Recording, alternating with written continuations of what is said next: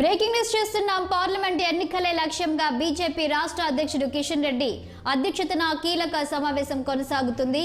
ఈ సమావేశంలో ఎన్నికల కమిటీతో పాటుగా సునీల్ బన్సల్ కూడా భేటీ అయ్యారు. త్వరలో జరగబోయే పార్లమెంట్ ఎన్నికల్లో యువ ఓటర్లను ఆకర్షించే ప్లాన్తో పాటు రాష్ట్రంలో అమలవుతున్న కేంద్ర పథకాలపై ఈ సమావేశంలో చర్చించినట్లు తెలుస్తోంది.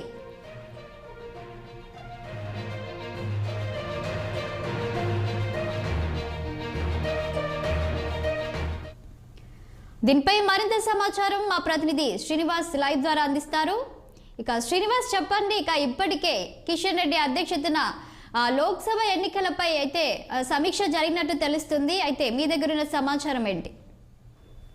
శాలిని, ఏదైతే బీజేపీ రాష్ట్ర అధ్యక్షుడు కిషన్ రెడ్డి అధ్యక్షతన బీజేపీ రాష్ట్ర కార్యాలయంలో మధ్యాహ్నం 2:30 గంటల నుండి సుదీర్ఘంగా ఈ సమావేశం జరుగుతుంది. ఈ సమావేశానికి కేంద్ర మంత్రి సునీల్ బన్సల్తో పాటు బీజేపీ రాష్ట్ర ప్రధాన కార్యదర్శి ప్రేమేందర్ రెడ్డి ఇతర ముఖ్యులు ఈ సమావేశంలో పాల్గొన్నారు. ఈ సమావేశం మధ్యాహ్నం 2:30 గంటల నుండి సుదీర్ఘంగా జరుగుతుంది. ప్రధానంగా 2 రోజుల సమావేశంలో భాగంగా ఈరోజు 6 అంశాలపై చర్చ జరుగుతుంది. ఈ 6 అంశాలకు సంబంధించి ఒకటి ఏదైతే వికసిత్ భారత్ అంటే ఏదైతే కేంద్ర ప్రభుత్వ పథకాలకు సంబంధించి గ్రామాల్లో పల్లెల్లో అంటే మొత్తం రాష్ట్ర వ్యాప్తంగా విస్తృత ప్రచారం చేసే క్రమంలో ఈ వికసిత్ భారత్కు సంబంధించిన అంశంపై చర్చ జరుగుతుంది. మరోవైపు ఏదైతే నూతన ఓట్ బ్యాంకు నూతన ఓటర్లకు సంబంధించి ఖచ్చితంగా బీజేపీ వైపు ఆకర్షించే విధంగా పక్కా ప్రణాళిక రూపొందించే విధంగా దీనికి సంబంధించి చర్చ జరుగుతుంది పరిస్థితి.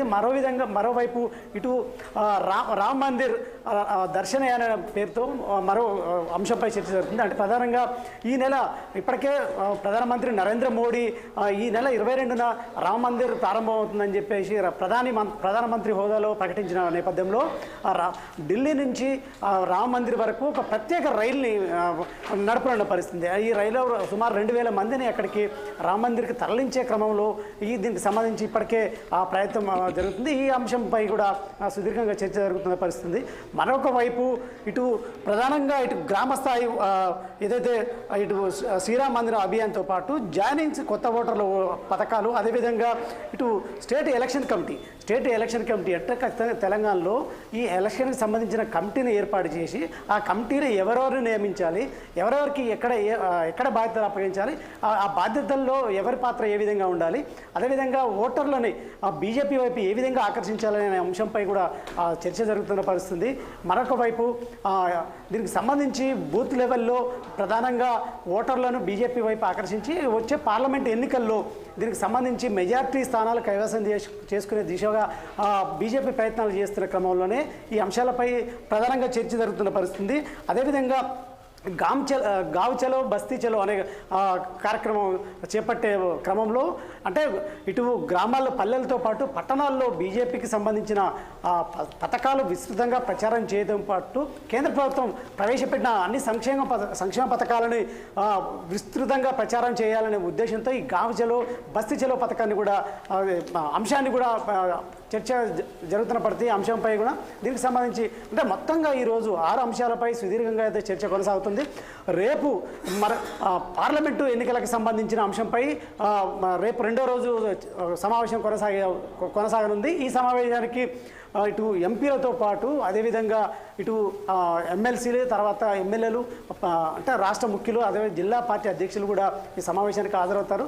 అయితే ప్రధానంగా ఈ సమావేశాలకు ఇటు కష్టపడి బీజేపీని గత 2019లో 4 పార్లమెంటు స్థానాలు గెలిచిన నేపథ్యంలో ఈసారి రెట్టింపు పార్లమెంటు స్థానాలు గెలిచే విధంగా అంటే తెలంగాణలో 17 పార్లమెంటు స్థానాలు ఉండగా 10కి పైగా పార్లమెంటు స్థానాలు బీజేపీ కైవసం చేసే విధంగా బీజేపీ పార్టీ మాత్రం కసరత్తు చేస్తుంది. ఈ క్రమంలోనే రేపు 2వ రోజు ఈ పార్లమెంటు నియోజకవర్గాలకు సంబంధించిన అంశాలు చర్చిస్తారు. ఈ చర్చల్లో సుదీర్ఘంగా జరగనుంది. మొత్తంగా ఈసారి తెలంగాణలో మెజార్టీ స్థానాలు గెలవడంతో పాటు మరోవైపు ఇటు ప్రధానమంత్రి నరేంద్ర మోడీని పార్లమెంట్ ఎన్నికల్లో భాగంగా ఇటు ఉత్తర తెలంగాణతో పాటు దక్షిణ తెలంగాణలో 2 చోట్ల సభలు ఏర్పాటు చేసి ఈ సభలకు నరేంద్ర మోడీని హాజరయ్యే విధంగా కూడా ప్రయత్నాలు జరుగుతున్నాయి. ఈ నేపథ్యంలో ఆ అంశంపై కూడా సుదీర్ఘంగా చర్చ సాగే అవకాశం ఉంది.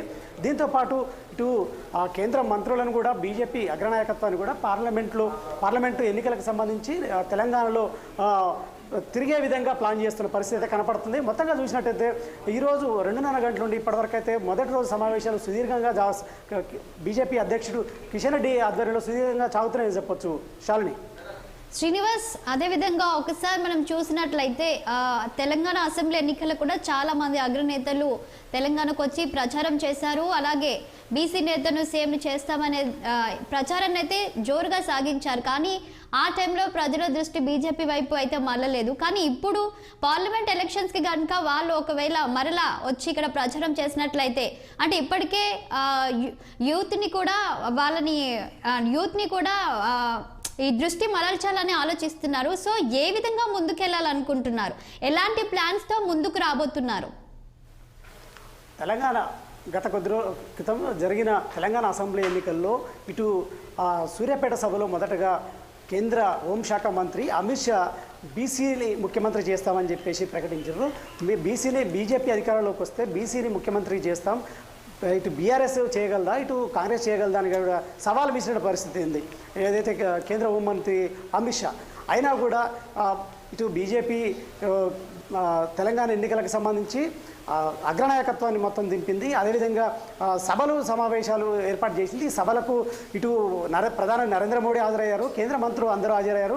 ఇటు బూత్ స్థాయిల వరకు కూడా ఇటు కేంద్ర అగ్రనాయకత్వాన్ని కూడా కేటాయించి సీరియస్గా అయితే ప్రచారం నిర్వహించిన క్రమంలో కూడా ఇటు కేవలం ఓటర్లు మాత్రం బీజేపీ వైపు మొగ్గు చూపలేదు. ఈ క్రమంలోనే ఇటు కాంగ్రెస్ వైపు మొగ్గు చూపడంతో కాంగ్రెస్ 64 స్థానాలతో ప్రభుత్వం ఏర్పాటు చేసింది.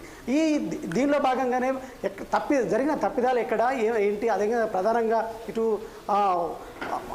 సమన్వయ లోపం కూడా కనిపించింది. ఈ క్రమంలోనే ఈసారి పార్లమెంటు ఎన్నికల్లో ఇటు అదేవిధంగా ఇప్పటికే 10 సంవత్సరాలు 2 దఫాలుగా కేంద్రంలో బీజేపీ ప్రభుత్వం అధికారంలో ఉంది. ప్రధాని నరేంద్ర మోడీ చేపట్టే సంక్షేమ పథకాలు ప్రపంచంలో ఆదర్శంగా నిలిచాయని ఇప్పటికే చెప్తున్న నేపథ్యంలో ఖచ్చితంగా నరేంద్ర మోడీ చరిష్మా కావచ్చు, అదేవిధంగా బీజేపీ ప్రవేశపెట్టిన సంక్షేమ పథకాలు కావచ్చు, ఇటు పార్లమెంట్ ఎన్నికల్లో బీజేపీ వైపు ఓటర్లు మొగ్గు చూపుతారనే అంశంపై కూడా చర్చ జరుగుతుంది. ఈ వైపు కూడా విస్తృతంగా ప్రచారం చేసే అవకాశం ఉంది. మరోవైపు నూతన ఓటర్లను కూడా బీజేపీ వైపు తిప్పుకునే విధంగా కూడా ఈ సమావేశాలు నిర్వహిస్తున్నారు. అంటే ఏ విధంగా ఇటు ఖచ్చితంగా అందరూ సమన్వయంతో పనిచేసి ఖచ్చితంగా బీజేపీకి మెజార్టీ పార్లమెంట్ స్థానాలు గెలుపొందే విధంగా కూడా ఈ సమావేశంలో దిశానిర్దేశం అయితే అగ్రనాయకులు చేయనున్నారు. శాలిని. Thank you Srinivas.